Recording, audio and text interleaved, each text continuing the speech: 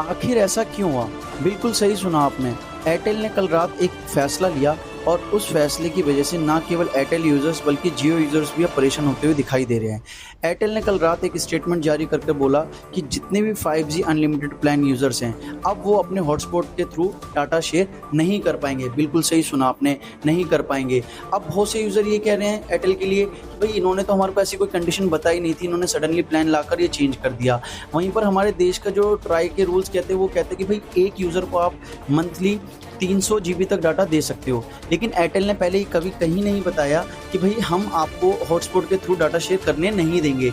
अब इसी मामले को लेकर काफ़ी लोग परेशान होते हुए नज़र आ रहे हैं। अब दिक्कत ये हमारे देश में कि भई क्या है कि हमारे देश में जो टेलीकॉम इंडस्ट्री है वो ड्यूओपोली पे खड़ी है। ड्यूओपोली एक ऐसी कंडीशन होती है जहाँ पर केवल 2 ही कंपनियाँ मेन डोमिनेटिंग मार्केट करती हैं। एक एयरटेल हो गया, दूसरा जियो हो गया। अब इनके साथ ये भी दिक्कत है कि भई ये जो एयरटेल कंपनी है, ये कहीं न कहीं अब यूज़र्स को ये कह रही है कि भई आप जो लोग हैं ना, वो डाटा शेयर बिल्कुल नहीं कर पाओगे। अरे भई डाटा शेयर क्यों नहीं कर पाएँगे? हमने जब पैसा खर्च करा है, तो भई हमारा ये मतलब होता है ना कि हम खर्च कर पाएँगे। अब आप कौन होते हो हमारे को बताने वाले कि हम अपना डाटा शेयर करें या ना शेयर करें?